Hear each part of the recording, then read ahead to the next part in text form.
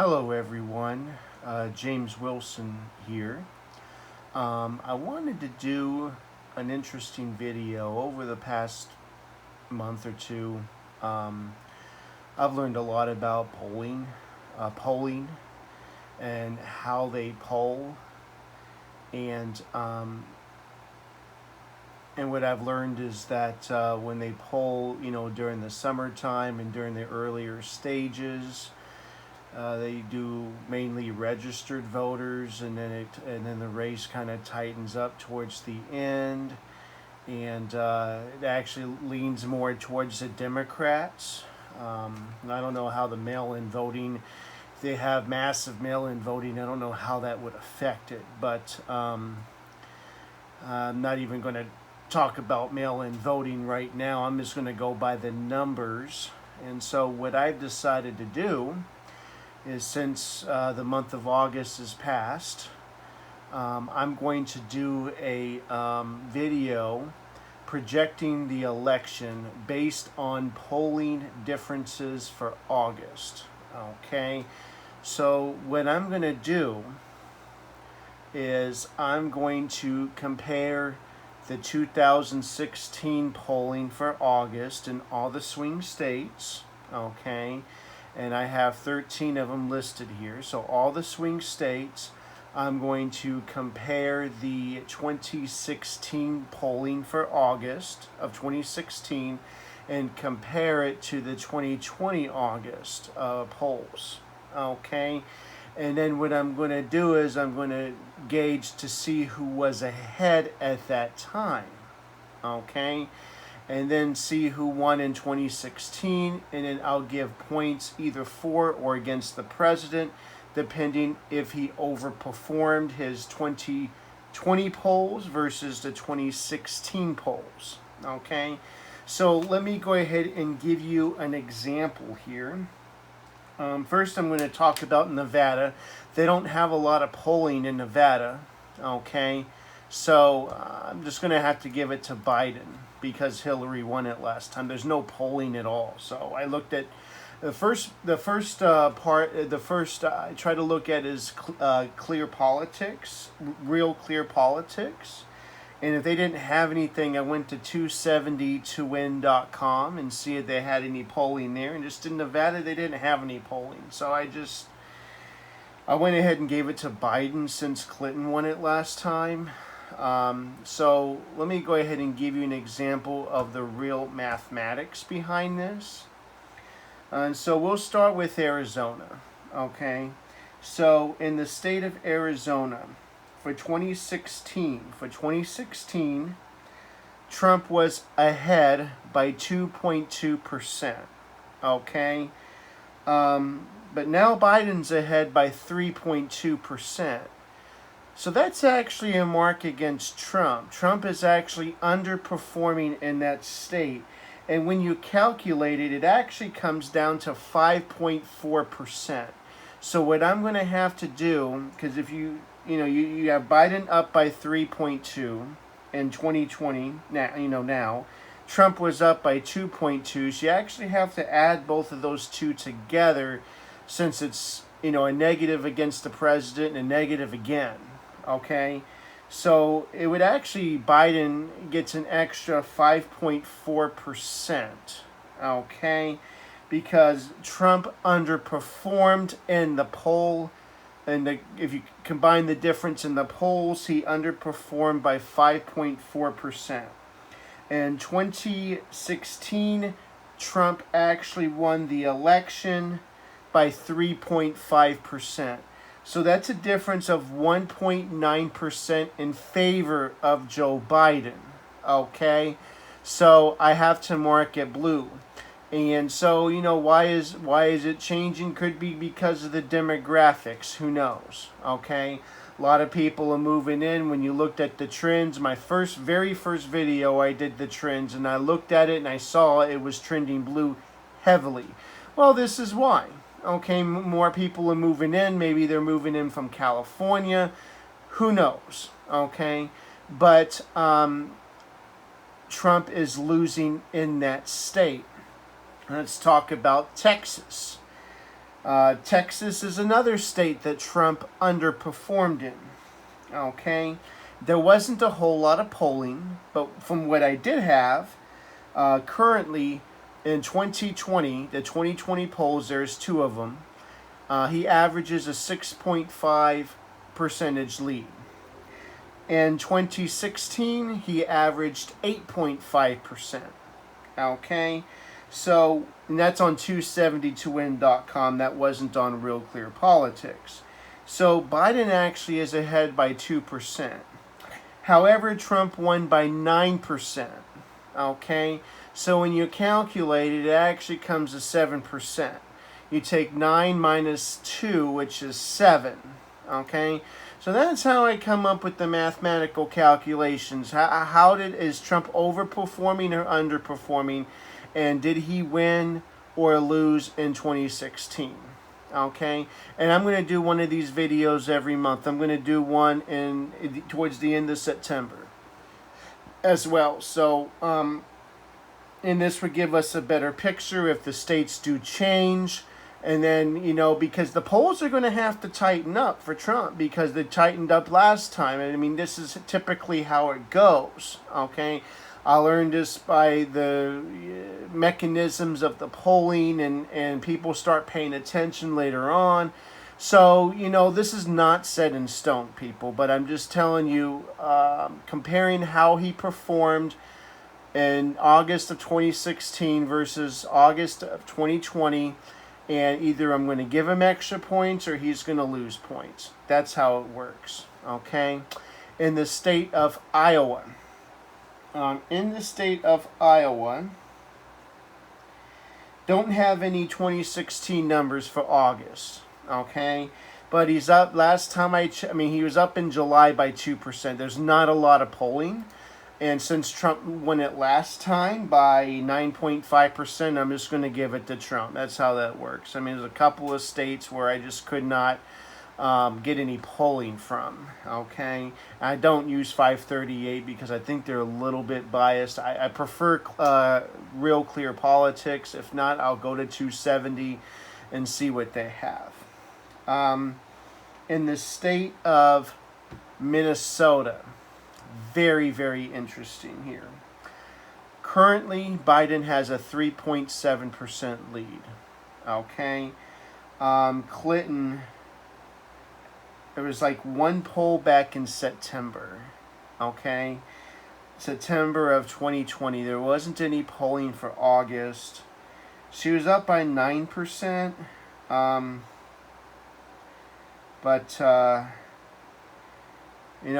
don't completely trust it. I'm going to have to leave this blank. I'm really sorry. I know Clinton won it by the skin of her teeth. She won it by 1.5% last time, but there's just not enough polling. I can tell you in September, she won by 9%. It actually gives Trump a 3.8% lead. I'm just not entirely comfortable giving it to either candidate, so I'm just going to leave it blank for now. And in the state of Wisconsin, so there's more polling in other states. Michigan is a battleground state. There should be more polling, but in the state of Wisconsin, Biden is up by 5.4% for the month of August. He's actually up by 5.4%. Clinton was up by 7%. Okay, so Trump overperformed by 1.6%, and he won the election by 0.7. So you actually have to add those two together, and based on the mathematics, he'd be up by 2.3%. Okay, and because he's overperforming in the polls for August, he's overperforming. That's what I'm trying to say. He's overperforming. In the state of Minnesota, currently Biden has a 3-point lead. Okay, his lead is going down, actually, because I remember doing this last month, actually in July, and I think he had like an 8-point lead or something, but right now he has a 3-point lead based on the polling. Clinton was up by 7.3%. Okay, and so that means Trump gets an extra 4.3 points. And so since he won by 0.3, that would give him 4.6. Okay, because he's overperforming. I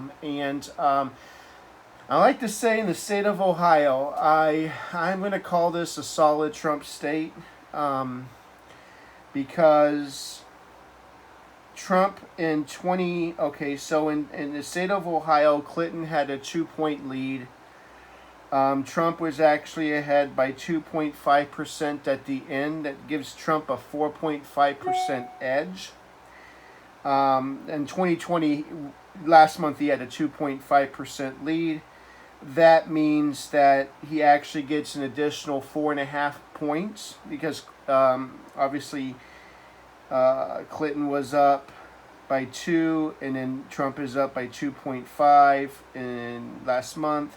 So that you have to add those two together, comes to 4.5%. He won by 8.1. So 12.6% is what Trump would win by. So he's actually making strides in the state of Ohio.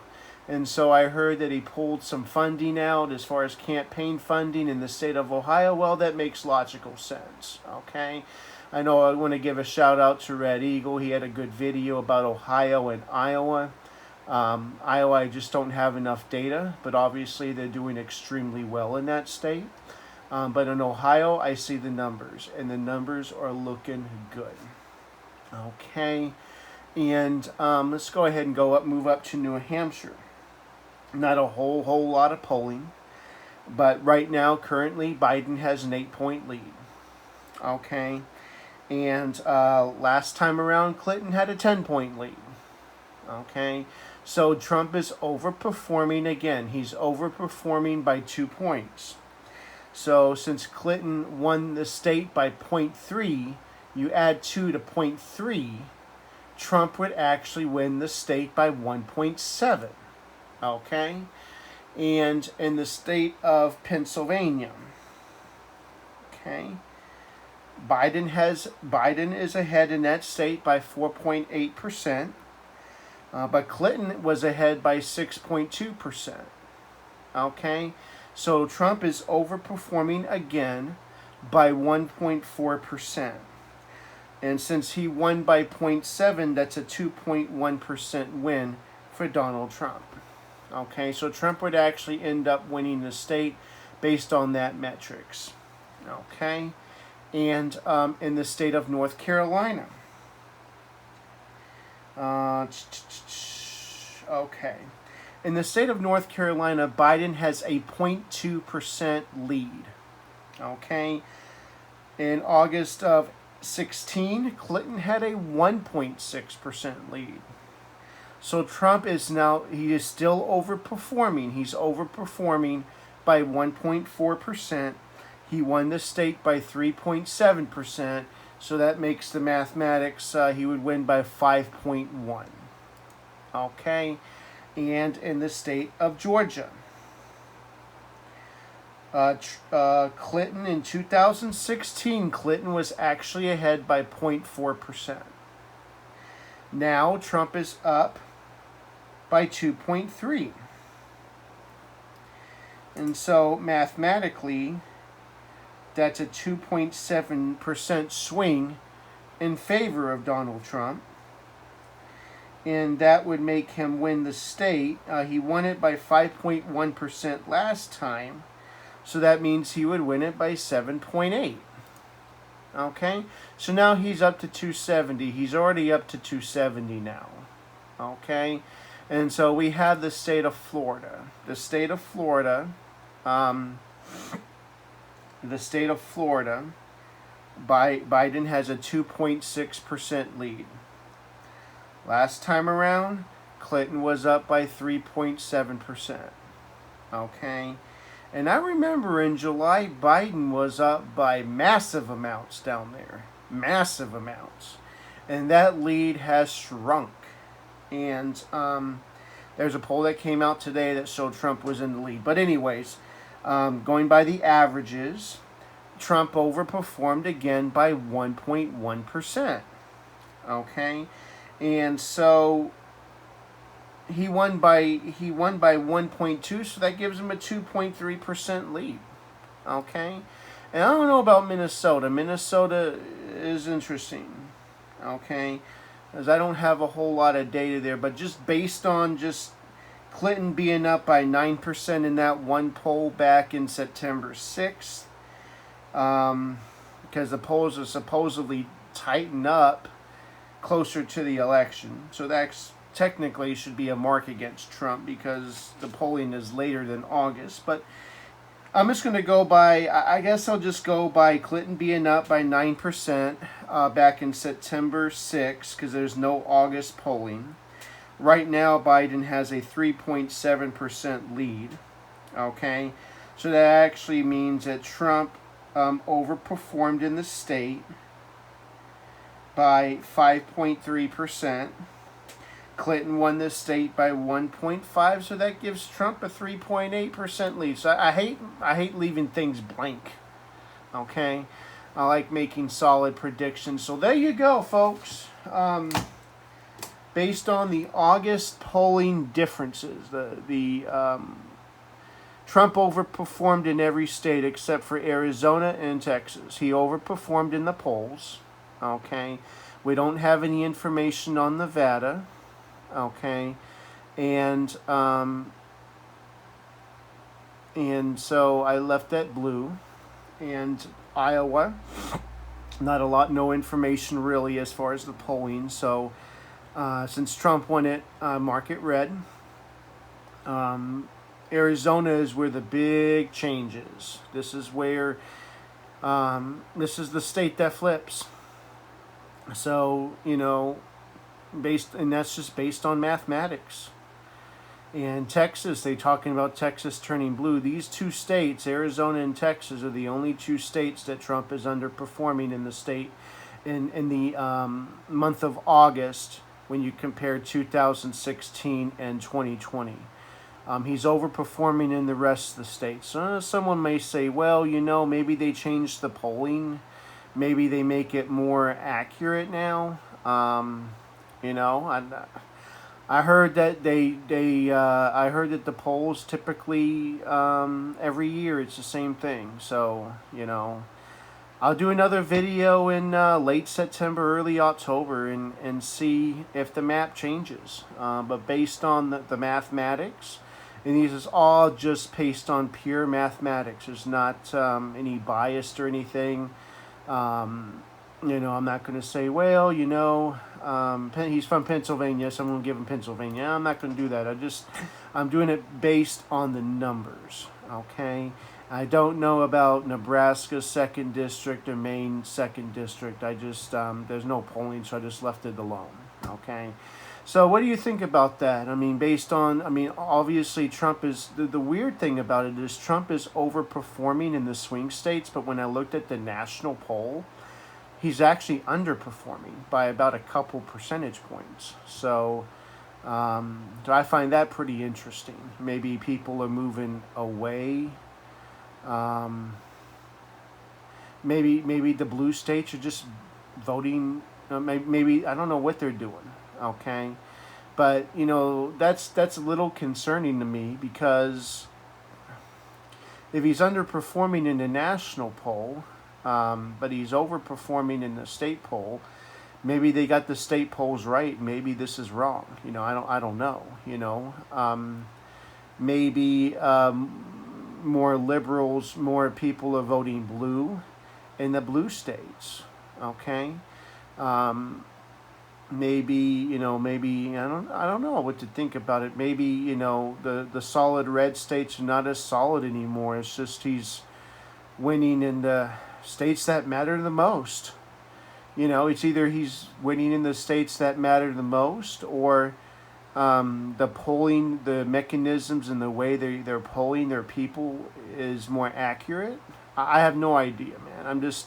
I'm going by the differences between August of 16 versus August of 20, and we'll take a look at it again in September, and see if there's any changes. But yeah, let me know what you think. Comment on the video, like and subscribe to my channel. Thank you.